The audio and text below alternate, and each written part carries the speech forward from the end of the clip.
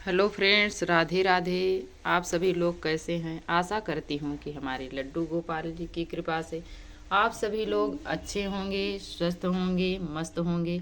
तो आज की वीडियो में हम मित्रों आप सभी को यही बताने वाले हैं कि आप पूर्णिमा भी आ गई है और खरमास भी आ गए हैं और सारे शुभ कार्य जो हैं वो अब बंद हो गए हैं। तो हमें पूर्णिमा का व्रत कब करना है और स्नान दान कब करना है, पूर्णिमा तिथि कब से प्रारंभ हो रही है, कब समाप्त हो रही है, चंद्रोदय का समय क्या है और खरमास कब से प्रारंभ हो रहा है, कब समाप्त होगा, खरमास के दौरान हमें क्या क्या करना है, क्या नहीं करना चाहिए, ये सभी महत्वपूर्ण बातें इस वीडियो में हम जान लेते हैं। तो चलिए वीडियो को शुरू करते हैं। तो सबसे पहले आप सभी से मैं यही बताऊंगी कि पूर्णिमा का जैसे कोई नया व्रत करना चाहता है तो वो व्रत कर सकते हैं, इसलिए कि ये अगहन में पड़ रहा है। तो नए व्रत आप कर सकते हैं, उठा सकते हैं। और जैसे खर मास में कोई व्रत उठाना चाहता है, जैसे सोमवती अमावस्या का, तो कोई भी व्रत हो खर मास में नहीं किया जाएगा। कोई भी व्रत हो खर मास में नहीं करते हैं, ना कोई शुभ कार्य करते हैं। जैसे आपको पूर्णिमा का व्रत उठाना है, पहली बार है तो आप उठा सकते हैं, जो कि आपके पास समय है अभी उठा सकते हैं। तो ये 2024 में है, 14 तारीख को दिन शनिवार को। तो पूर्णिमा का व्रत आप कर सकते हैं, स्नान दान भी कर सकते हैं। तो पूर्णिमा में हमें जब 14 तारीख को व्रत रखना है और शनिवार के दिन पीपल और तुलसी में पूजन किया जाता है, आप सभी को पता है। तो शनिवार के दिन हम व्रत रखेंगे और पीपल और तुलसी माता का हम पूजन करेंगे, धूप दीप जलाएंगे, परिक्रमा भी करेंगे। और रविवार के दिन हमें स्नान दान करना है, सत्यनारायण भगवान की कथा भी सुननी है। और उस दिन हमें पीपल की और तुलसी की पूजन नहीं की जाती है मित्रों, रविवार के दिन। तो हमें शनिवार के दिन 14 तारीख को व्रत रखकर हमें पूजा कर लेना है पीपल की और तुलसी की। और रविवार के दिन स्नान दान करें और सत्यनारायण भगवान की कथा सुने। और इस दिन हमें खीर का भोग अवश्य लगाना चाहिए मित्रों, जो कि हमारे माता लक्ष्मी को बहुत प्रिय है। तो खीर का भोग हम जरूर लगाएं। खीर पूड़ी हो सके तो बनाकर भोग लगाएं, नहीं बना सकते हैं तो आप खीर का भोग जरूर लगाइए। और वो भी नहीं कर सकते हैं तो हमें खीर की पूरी सामग्री जितनी लगती है, दूध, चावल, चीनी, मखाना, काजू, ड्राई फ्रूट्स जो भी हैं, ये सभी चीज़ें हमें ब्राह्मण को दान करना चाहिए। पूर्णिमा के दिन हमें कुछ ना कुछ दान अवश्य करना चाहिए, जो कि हमें पूर्णिमा के दिन किया गया पुण्य फल हमें कई गुना बढ़कर पुण्य फल देता है मित्रों। तो हमें ज़रूर करना चाहिए। इस दिन की दान करने की बहुत बड़ी महिमा बताई गई है, हमें ज़रूर कर लेना चाहिए। और इसके बाद जैसे हमें खरमास में ढेर लोगों का प्रश्न है कि हम क्या खरमास में झाड़ू खरीद सकते हैं? तो बिल्कुल नहीं। झाड़ू तो लक्ष्मी का रूप मानते हैं, तो हमें खरमास में बिल्कुल नहीं ले आना है। आपके पास अभी समय है 3 दिन का, तो आप चाहे तो आज या कल परसों में खरीद के रख सकते हैं। इसलिए 15 तारीख को खरमास लगेगा, वो भी रात्रि में 10 बजे के बाद, 10 बज के कुछ समय से है। तो आप दिन में खरीद सकते हैं झाड़ू और ले आकर आप उससे थोड़ा झाड़ू उड़ू लगा कर चाहे आप रख दें, फिर उसके बाद खरमास में यूज कर सकते हैं। लेकिन खरमास में हमें नहीं ले आना चाहिए। जैसे गाड़ी वाहन हो गया, ये सब चीज़ें हमें नहीं ले आनी चाहिए। जैसे आपको खेत खरीदना है या मकान खरीदना है या आपको रेंट पे कहीं और जगह जाना है खाली करके, तो ये सब खरमास में नहीं किया जाता है। खरमास के पहले ही हमें कर लेना चाहिए। यदि आपको बहुत ज़रूरी है तो आप अभी से रूम देख कर उसमें अपनी कुछ सामग्री ले जाकर रख दें, फिर आप जब टाइम मिले आपको तब वहाँ पर आप जा सकते हैं, शिफ्ट हो सकते हैं। और खरमास में हमें जैसे हमारे बच्चे का बर्थडे है या कुछ भी है, तो बर्थडे के लिए कपड़े उपड़े आप ले आकर उसे उसके शरीर में डालकर फिर रख दें, उसके बाद आप बर्थडे में पहना सकते हैं। लेकिन खरमास में हमें ये सब चीज़ें नहीं करनी चाहिए।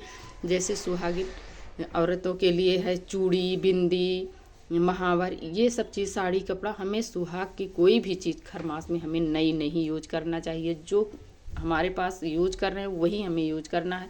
नया चीज़ हमें बिल्कुल नहीं लगाना चाहिए। और हो सके तो खरमास में हमें बाल भी नहीं कटाना चाहिए, इसलिए कि खरमास में कोई शुभ कार्य नहीं होता, हमें कहीं आना जाना नहीं है, तो हम ना कटाएं तब भी ज़्यादा अच्छा है। और खरमास में बहू बेटी को अपने मायके ससुराल नहीं जाना चाहिए। यदि बहुत ज़रूरी है, आपको किसी की तबीयत खराब है या आपको जैसे पेपर वगैरह देने जाना है या कोई बहुत ज़रूरी काम आ गया है, तो आप जैसे आप घर से विदा जैसे विदाई करते हैं लोग, तो सब कुछ देकर ही विदा करते हैं, खोइछा वगैरह, तो ये हमें नहीं करना है। ऐसे जाना है और देकर दिन भर में हमें वापस आ जाना है, ना यहाँ से खोइछा लेना है ना वहाँ से, जैसे जाना है और दिन भर में देख के हमें वापस आ जाना है। और वहाँ पर हमें जाके रुकना नहीं चाहिए, खरमास में बिल्कुल नहीं जाना चाहिए। यदि जाना है तो आप अभी से जा सकते हैं। जैसे किसी की शादी जैसे 14 तारीख को है या 15 तारीख को भी है, तो वो दिन में खरमास नहीं लग रहा है, 10 बज के कुछ मिनट से है, तो दिन में जैसे शादी हो गई, तो जैसे लड़कियां जाती हैं तो वो 1 महीने के बाद ही वापस आएंगी, खरमास में नहीं आएंगी। जिसका पहले से हुआ है वो खरमास के पहले ही बुला लेते हैं। खरमास में नहीं जाना चाहिए, नहीं आना चाहिए। ना ही खरमास में कोई शुभ कार्य की चीज़ें नहीं खरीदना चाहिए, जैसे शादी की जोड़ा हो गया या बेड पलंग, कोई भी चीज़ है तो शादी की चीज़ें हमें बिल्कुल नहीं खरीदनी चाहिए। ना ही बच्चे का मुंडन होता है, ना जनेऊ संस्कार होता है, ना गृह प्रवेश होता है, ना शादी विवाह, ये सब शुभ कार्य कोई भी नहीं किए जाते खरमास में। इतना आप सभी जान लीजिए। अभी भी समय है, जो भी करना है आप अभी 3 दिन का समय है, कर सकते हैं। खरमास 1 महीने का होता है, जो कि 15 तारीख से लग रहा है 2024 में, और ये 14 जनवरी 2025 में समाप्त होगा। इसमें सूर्य भगवान धनु राशि में प्रवेश करते हैं और धीमी गति से चलते हैं, खर की सवारी करते हैं, गधे की। अभी तो घोड़े की सवारी कर रहे हैं, जब खर मास लग जाता है तो गधे की सवारी लग जाती है। जैसे कि जिसमें घोड़ा जुत रहा है उसमें गधा लग जाता है। तो गधे तो आपको ही पता है कि धीमी गति से चलते हैं, तो जब धीमी गति से चलते हैं तो हमें इस समय में शुभ कार्य नहीं किए जाते हैं। तो आप सभी को पता है इस समय में खर मास में हमें सूर्य भगवान की पूजा अधिक करनी चाहिए।